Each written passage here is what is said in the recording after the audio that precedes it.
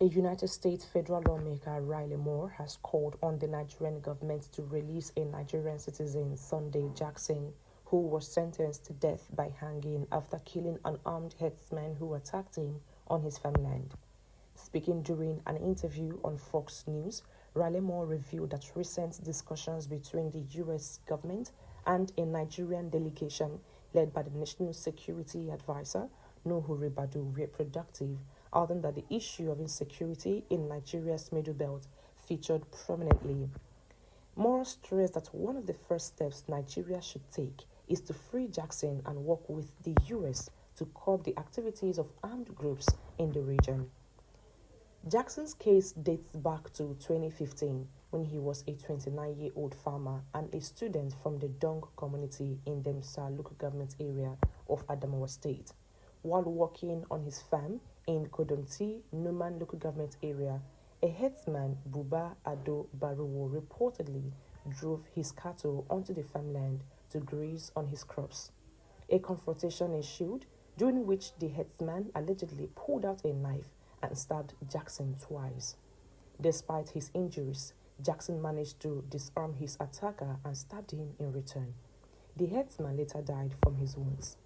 Jackson was arrested and charged with culpable homicide, an offense that carries the death penalty under Section 211 of the Northern Nigeria Penal Code.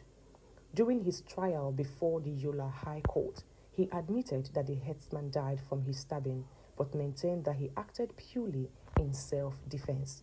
However, in February 2021, the trial judge Fatima Ahmed Tafida ruled that Jackson's confession was sufficient grounds for conviction and sentenced him to death by hanging, saying he could have fled instead of retaliating.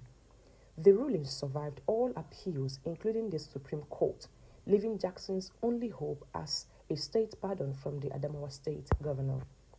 This sentence has sparked criticism from legal practitioners and human rights advocates who argue that punishing a man for defending himself sets a dangerous precedent.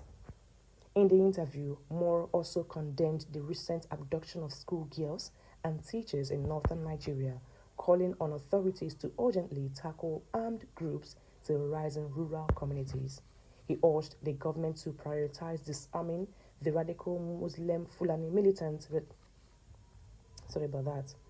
He urged the government to prioritize disarming the radical Muslim Fulani militants terrorizing the Middle Belt, insisting that insecurity in the region is worsening and requires immediate intervention.